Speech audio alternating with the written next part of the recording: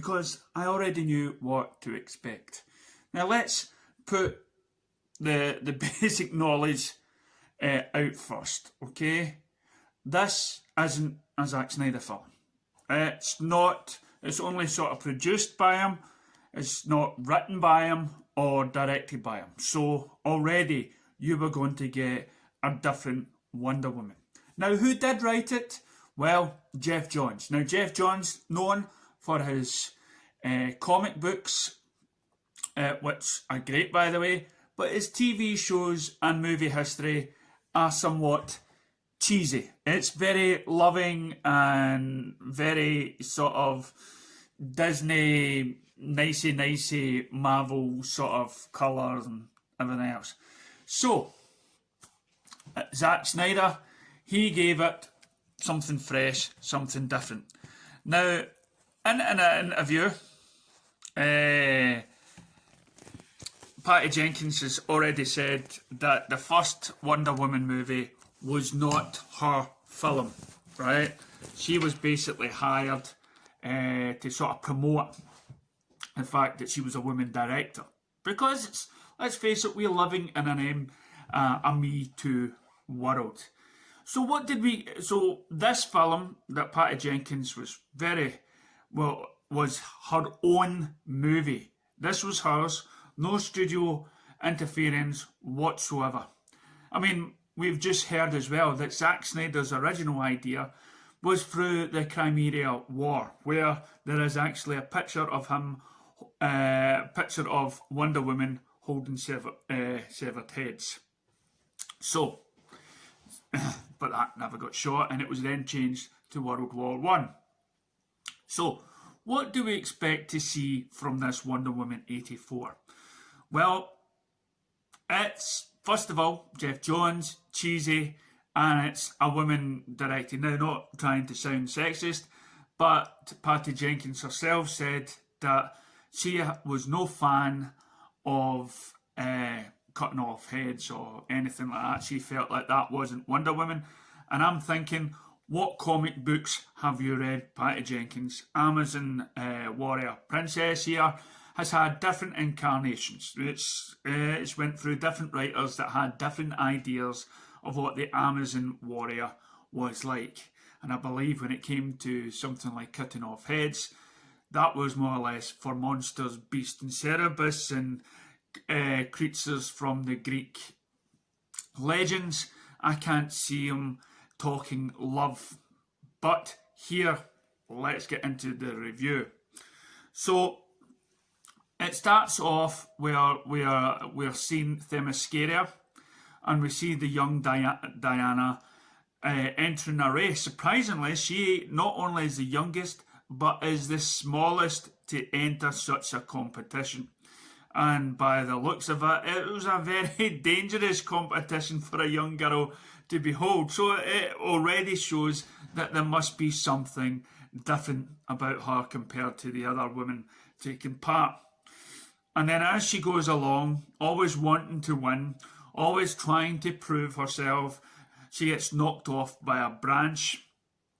Trouble ahead. There is spoilers in this, so please be warned. So then she gets whacked off by a branch. She then she cheats. She takes the shortcut, which the Queen knows by the lack of blue flame that's released into the air. So she has got no right to win, even though she crosses the finishing line. And if you think about it, it's a bit like the 80s. Now, what is the 80s? 80s was like Wall Street, where you had people wanting money, people wanting power. We had the Margaret Thatcher. We had everything had to do with money, ownership, bosses, control. It was a really, in that sort of climate, it was take everything. So by Wonder Woman cheating, she was going for the goal no matter what the cost is. And then she learns her wee childhood lesson in trying to come to terms with losing something. We fast forward to the future, where it's the 80s, and we believe that Wonder Woman is still in hiding. She wears her Supergirl, the Wonder Woman outfit under her clothes, and she's ready to kick butt if need be. We first see her really let loose in a supermarket. Not a supermarket, sorry, a sort of shopping centre. And with the halo coming off, and she throws it. She throws her headband and knocks off all the cameras as to say, we do not know. And they make an issue of the world not knowing Wonder Woman. Like, as you say, in BVS, Bruce Wayne had, Justice League, Bruce Wayne had said to her, well, where have you been? You know, you've been around since World War One. Why have you not done anything? Why have you stayed in hiding? And then later on we find that she's not only is she not ready to take part in embracing the superhero lineage of being known, is that she still has feelings for Trevor, the man that she lost during World War One. She doesn't have all that much faith in her. And to be honest, after watching it and after now thinking about it, I'm still unclear of why she didn't just let the world know of her.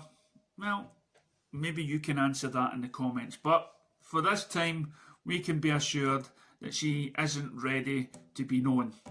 And she may never be ready until Superman comes on the scene and it inspires them to create the Justice League. So as the film transcends, we see that there's a magic stone that is possible to grant wishes. But this is no ordinary stone, it's a stone that it's from the gods, which also, you know, you wish for something, it has to take something in return. So for her wish, it was Steve Trevor, and what she got in return was she had to lose her powers slowly. Now, Cheetah, who was great, the actress who played Cheetah was fantastic, but in the comics, it really showed that Cheetah's claws could really harm Wonder Woman. It could actually cut her quite a bit. And again, in the 80s, it's been that unknown woman that's been, it's not of a strong character, and she wants to be noticed, she wants to be adored like Wonder Woman. It's the 80s. It's so, look at them getting all the fame and fortune. I want this, I want that. It's all about the sort of greed thing. So what transcends after that is people's wishes starts to come true, and we see the slow change in the characters. Now, going back to the supermarket, going back to the shopping centre, for me, even though it was the composer that done BVS and Man of Steel, for me, he let me down for the music score in this. I found the whole shopping centre very cheesy. But again, we got to ask, who is this for? Is it for the adults or is it for the kids?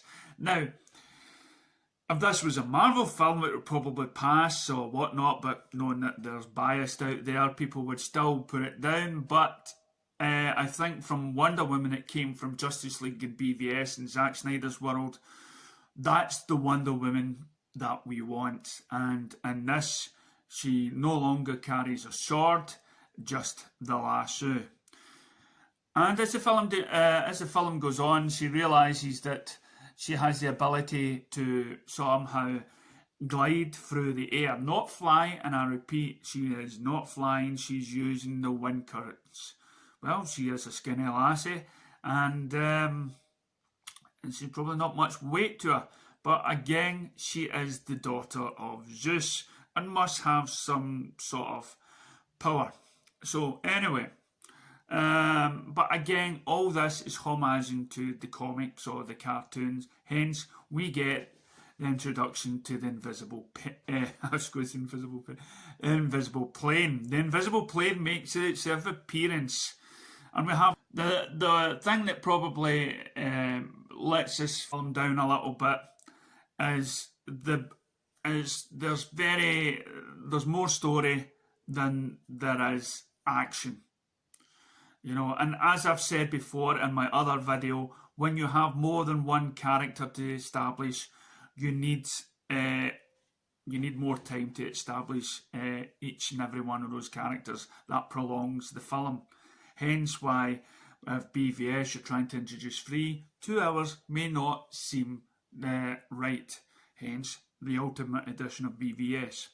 So Wonder Woman then goes on and she sees that she needs to get the stone back, and in doing so, she may jeopardise losing the love of her life again. But again, we must take on board that at least this Steve Trevor sees the future and sees what the world has become, and has that time to spend again with a loved one. And let's put another way, he's also been to the so-called heaven and he's came back. So it's been a bit of a journey for him. And what made it sad for the missus is when she had to say goodbye and he just disappears in the background. She sacrifices her love for the good of all, which is heroic. To grant the wish. And what also makes this unique is that the main villain, in the comics, he'd actually had his neck snapped by Wonder Woman because he became too powerful. And he was making Superman do what he wanted. So I was always expecting the man to get his neck snapped. But no, what happens next is a totally different thing. She lassos his. You see the backstory of him, and this is a man that didn't have a nice childhood, that didn't have a strong connection with his father, that seemed to be a failure, a poor person, that always striving to be better, just like Cheetah. The two of them were losers, which was a big thing again in the 80s. But once Wonder Woman tied that lasso around his ankle, made him see and speak the truth, he realised that he had everything he ever needed, and it was his son. He didn't need anything. His son didn't need him to be rich. His son didn't need him to be powerful. His son just wanted his father with him. Now, those are great, interesting ideas for a film. Those show Wonder Woman in a sort of nice, sort of heroic way. But for me, it felt too much like it belonged on a TV show, a TV episode. And I just been texted recently that Zack Snyder's turned Wonder Woman into cheesy, and as I say, that wasn't Zack Snyder's Wonder Woman. You know, the Wonder Woman, the first one was written by Zack Snyder, and that was more of his sort of ideology that he helped Patty Jenkins with, and with that combination made a great film. With Jeff Johns known to have ruined Justice League and got Zack Snyder out of the picture, with Jeff Johns and Patty Jenkins coming together, did it make a good team? I'm afraid not. The film, yeah, entertaining, lacked the grit and the hero that a lot of women and men inspire to. Now, Patty Jenkins said that no woman wants to see another woman cut their heads off. Well, that to me could also be a sexist remark, because women are just as strong and as powerful and as vengeful as men. So is the film okay to watch? Yes, it's fine. It's a great film to watch during this time of lockdown. But the good thing is we're getting we are getting the Wonder Woman back with Zack Snyder's Justice League coming out in March. And let's hope, and if you pay for that movie, if you subscribe to anything that has Zack Snyder's vision for Justice League, you too could help make Justice League 2 possible. Well, normally I have a movie review channel which I'll add this to, and normally at the end of it I give it a thumbs up or a thumbs down on what I thought of the movie. So I'll give this film that score. That means, yes, it was okay, but that there was also, you know, it was lacking something. It was lacking grit. It was lacking the maturity that we knew that had came before it, from Wonder Woman to... Does this make Patty Jenkins a bad director? No, it's her vision and she's got her wish. Where she goes from here, where Wonder Woman goes from here, well, for me, I believe it's up to us how we like to view Wonder Woman. The Zack Snyder way. And if you want more of that, we know what to do. Help support Zack Snyder. Help support the Snyderverse and start hashtagging release the Snyderverse. I'll catch you next time. Thanks for watching.